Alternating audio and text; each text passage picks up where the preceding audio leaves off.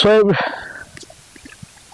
এখন আমরা অফ স্পিনের যে পাথ, সেই পাথটি কি করে ড্র করা হয় এবং পাথটি কিরকম দেখতে হবে এবং তার সঙ্গে ওই পাথের উপরে কিভাবে পাথ ড্রিল করে রান আপ টেকনিককে আমি ঠিক করব, সেগুলো নিয়ে আলোচনা করব এবং তার ড্রিলসটি আমরা দেখে নেব।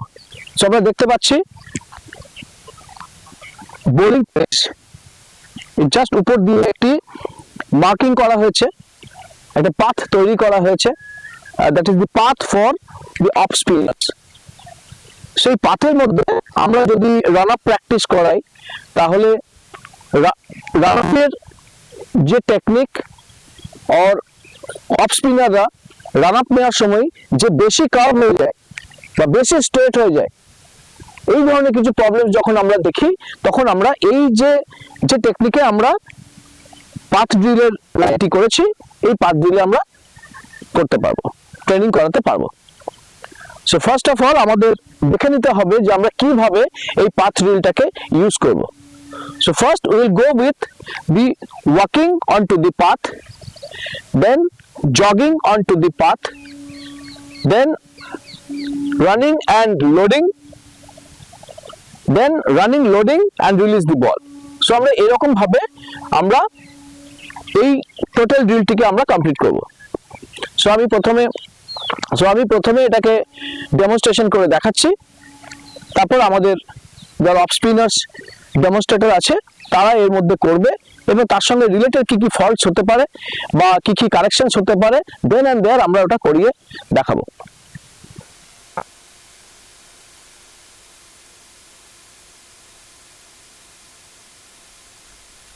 সবাই দেখতে পাচ্ছি যে আমার সামনে পাথটি আছে, সেই পাথটিকে চেনানোর জন্য পাথের উপরে কিভাবে হাঁটবো তার একটা এক্সপেরিমেন্ট দরকার আছে। সেটার জন্য উইথ বল আমরা বলে থাকি এই পাথের উপরে অনলি ওয়াক করবে। Give me the ball please. Top spinner মানে before starting the path drill, he or she will grip the ball and walk onto the path like this.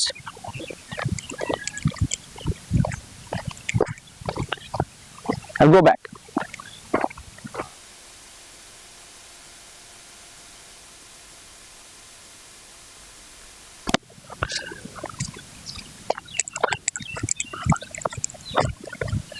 আমাকে এনশিওর করতে হবে অ্যাজ এ কোচ যে আমার of স্পিনাররা প্রত্যেক step তারা এই line ডাস্টের যে মার্কিং করা আছে তার উপরে যাতে পাটিকে প্লেস করে। So we have demonstrators. দাঁড়াও এখানে। Now walk onto the path. প্রত্যেকটা পা দাগের উপরে পড়বে। Yes, very good. এবং সামনে ঝুঁকে যেরকম ভাবে অফ স্পিন করতে যাও ঠিক সেরকম ভাবেই তুমি হাঁটবে। ওকে, যে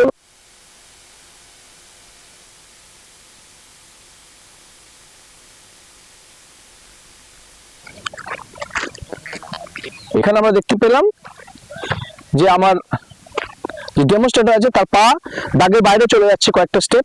সো আমি ইনসিস্ট করবো প্রত্যেকটা স্টেপ যাতে দাগের উপরে পড়ে।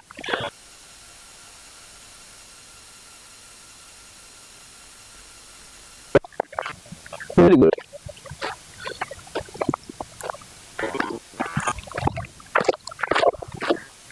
Very good.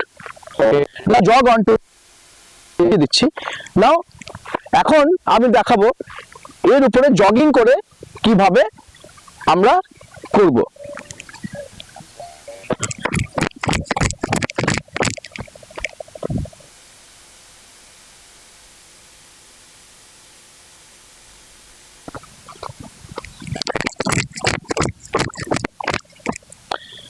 এরকম ভাবে করতে হবে। Come, very good.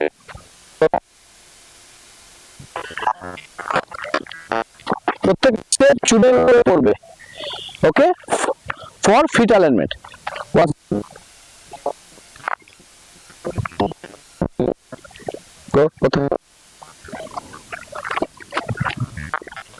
Very good.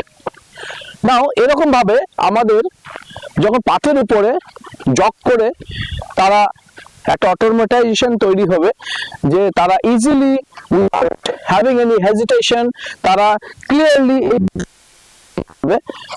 বা জগ করতে পারবে, তখন আমরা নেক্সট ড্রিলে নিয়ে যাব। নাও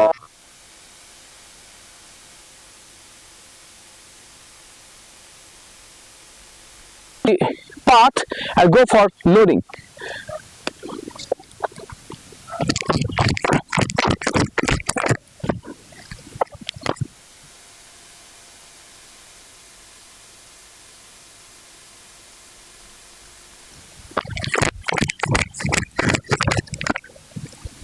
এরকম ভাবে লোডিং আসতে হবে। কাম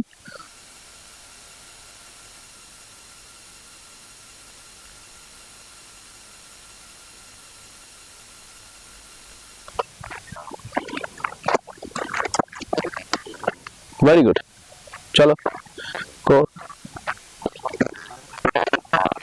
very good, so in this way আমরা পাথের উপরে with run and jogging আমরা প্র্যাকটিস করাবো।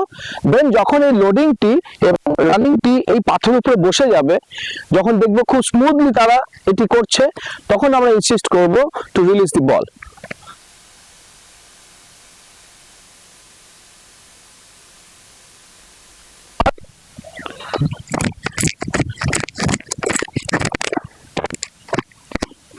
You have to release the ball.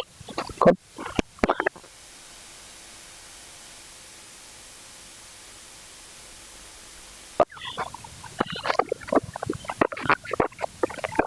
Very good.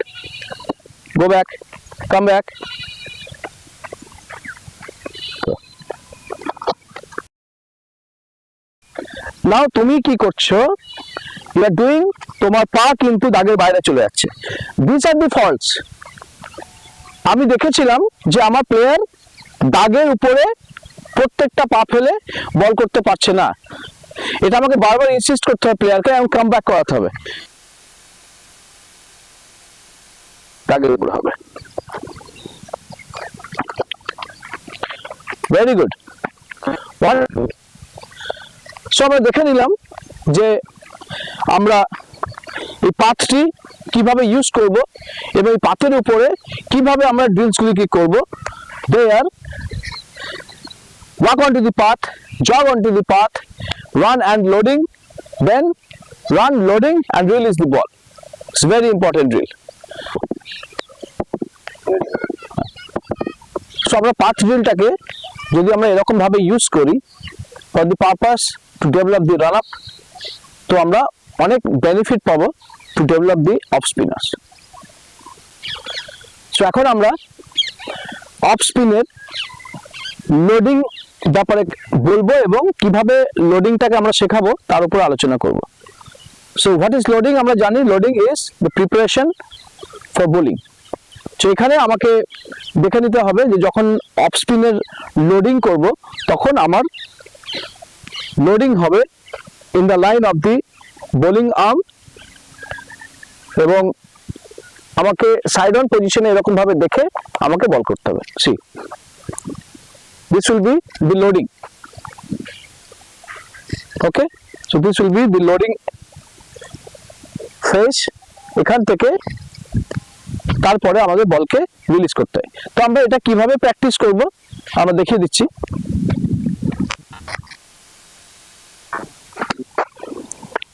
Standing bowling এর মতো ব্যাকফুট ল্যান্ডিং করে one step up, loading position, shadow অ্যাকশনের মতো করে আমাকে এক্সটেন্ডেড আর্মের বাইরে থেকে আমাকে দেখতে হবে। once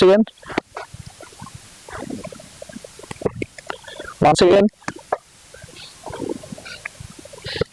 সেটা প্র্যাকটিস করাবো কিভাবে।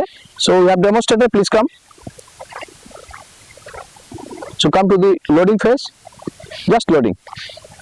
Okay, see এখানে আমাকে now here I have to correct, arm পিছনের দিকে চলে আসছে, সো আমি ইনসিস্ট করব আর্ম বোলিং লাইনের বোলিং আর্মসের অ্যাক্সিসে আমার বোলিং আর্ম থাকবে, লোডিং বডির সঙ্গে থাকবে এটা perfect. Okay, so this will be the loading phase. So আমাদের এইভাবে প্র্যাকটিস করাতে। once again come back, come to the loading position. No, বাইরে হাত এইভাবে close to your body. Okay, once again go. Good. Yes, once again.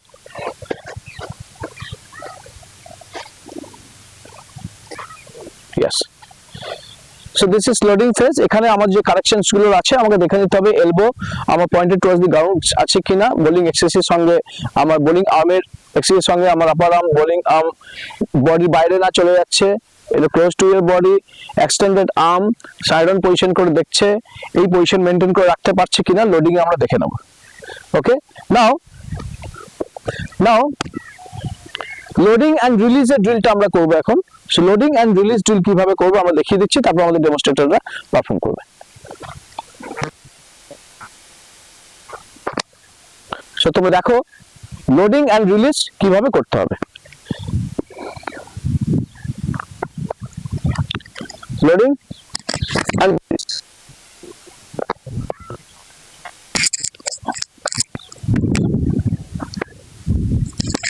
Loading and release.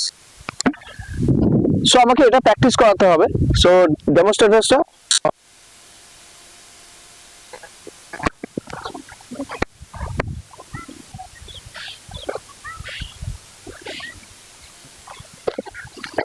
ওকে, পিছন পা সামনে দেবেন না। ওকে,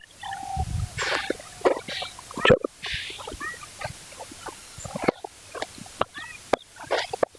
ওকে গো।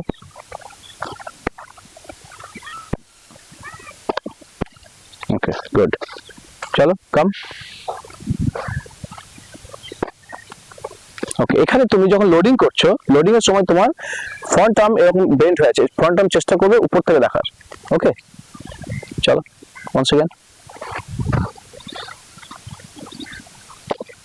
very good, come on to the toes, হ্যাঁ toes এর উপরে আসবে, তাহলে you can achieve the height. Okay, so আমরা দেখলাম কিভাবে লোডিং এন্ড রিলিজ করাবো। এর মধ্যে অনেক কারেকশন যদি থাকে, আমরা যে কি পয়েন্টস বললাম সেই কি পয়েন্টস এর সঙ্গে আমাদের কারেকশনস গুলো করতে হবে। নাও দ্য রিলিজ ফেজ, কিভাবে আমরা রিলিজ ফেজে কাজ করব, এখানে আমার কয়েকটা কথা মাথায় রাখতে হবে। whenever the off spinners are releasing the ball, পিছনের পা কিন্তু 4 হবে।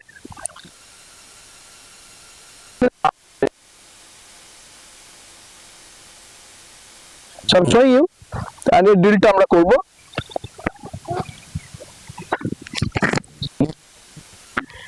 এই ড্রিলসটা আমাদের করাতে হবে যাতে পিছনের পাটা 4 এর মতো আসে। প্রথম কি হচ্ছিল, অফ স্পিনার বলটি করার সেখানে না গিয়ে আগে 4 করবে, তারপরে আগে 4 অ্যাকশন হবে, তারপরে ও বলটা যেহেতু তার কাছে আসবে তার জন্য ওয়েট করবে।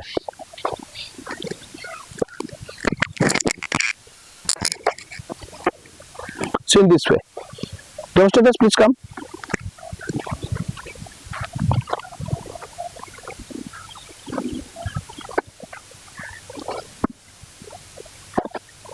Very good. Go.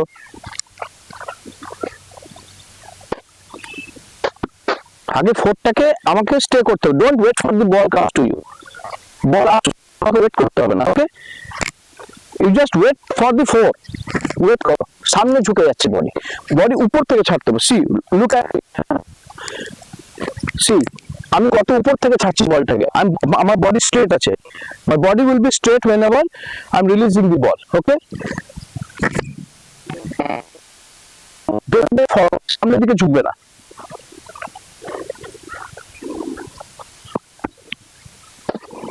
ওকে, ট্রয়ের উপর আসবে বডি, বডি ট্রয়ের উপর এসো। once again,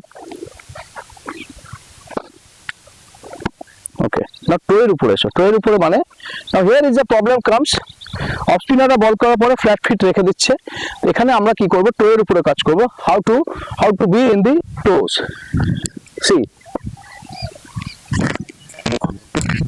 ওকে, টোয়ের উপরে এসে টোটাকে কি করতে হবে, আমাকে পিভট করতে হবে টোটাকে।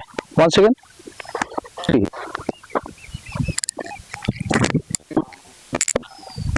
ওকে, সো 4 তো আমরা খুব সুন্দর পাচ্ছিলাম, 4 করার পরে টোয়ে আসতে হবে।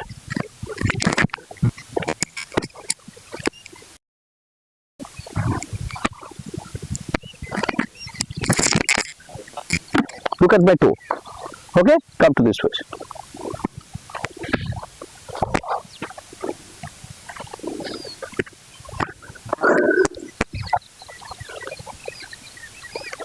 बड़ी सोजा करो। हाँ, once again करो, come.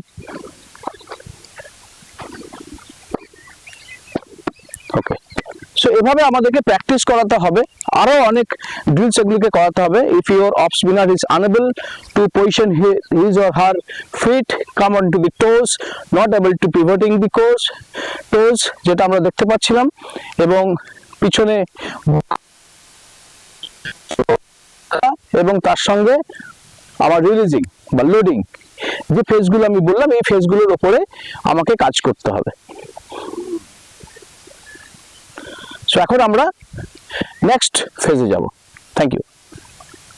সো আমরা লোডিং এর উপরে কাজ করছিলাম, কিভাবে আমাদের 4 হবে সেটা আমরা সাইড ভিউ থেকে দেখলাম, এখন ব্যাক ভিউ থেকে দেখব কিভাবে আমাদের 4 যেটা মেনটেন রাখতে হবে পিছনে, সেটি লেগ দিয়ে কিভাবে 4টাকে মেনটেন রাখবো সেটাকে এখন দেখবো।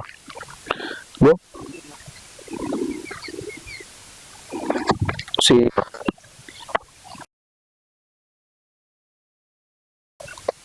maintain the position. Okay, good. Come once again.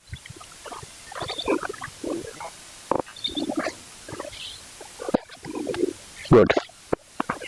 So এরকম ভাবে আমাদেরকে পিছনে লেগ যেটা 4 হবে সেটিকে মেনটেন করার জন্য কিছু ড্রিলস আমরা করাতে পারি, যাতে প্রমিনেন্ট একটা ডেলিভারি আমরা অফ স্পিনের পাই। সো আমরা এতক্ষণ অফ স্পিনের গ্রিপ দেখলাম, যে অফ স্পিনের গ্রিপ কি করে করতে হয়, কিভাবে বোলিং অ্যাকশনে যাব, কিভাবে আমরা তার ড্রিলস করব। আমি এখানে একটা কথা বলতে চাই, যে প্লেয়ারদের ন্যাচারালিটির উপরে আমাদের কাজ করা দরকার। সো আমরা অফ স্পিনের অনেক ম্যাটার আমরা জানলাম, কিন্তু প্লেয়ারের ন্যাচারাল যে ম্যাটারটা থাকে বা ন্যাচারাল যে ব্যাপারটা থাকে প্লেয়ারের মধ্যে, সেটাকে বেস করে কোচিং করাতে হয়। সো হাউ টু কোচে আমরা জানবো যে ন্যাচারাল জিনিসটাকে কি করে ইউজ করে আমরা কোচিং করাবো।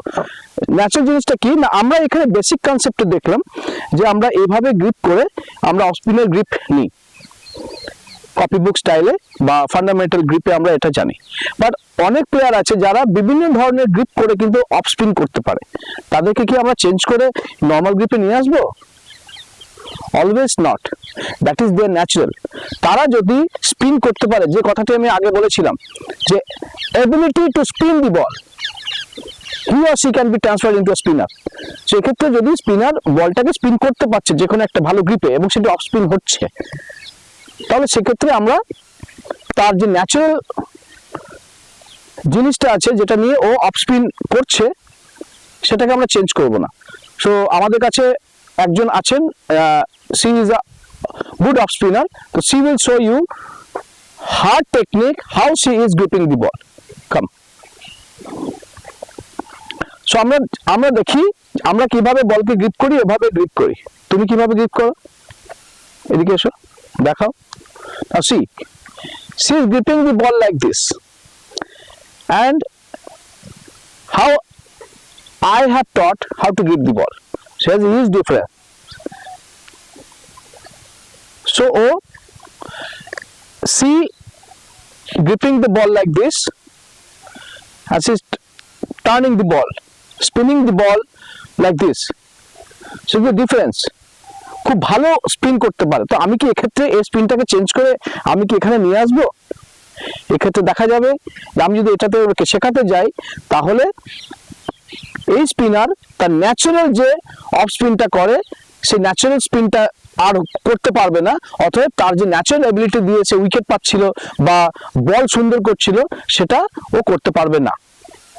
তাই আমরা কোচেসদের ইনসিস্ট করি যে আমাদের কাছে নলেজ প্রচুর থাকবে, off spin, leg spin, variations অনেক নলেজ থাকবে, বাট প্লেয়ারের যে ন্যাচারাল টেন্ডেন্সিটা থাকে যে how she is comfortable with this grip and she is able to spin, এবং ও এই স্পিনে উইকেট এনে দিচ্ছে এবং তার সঙ্গে ভালো টেকনিকের সঙ্গে বল করছে। So there is no need to change the grip if it is comfortable her and she is taking wickets.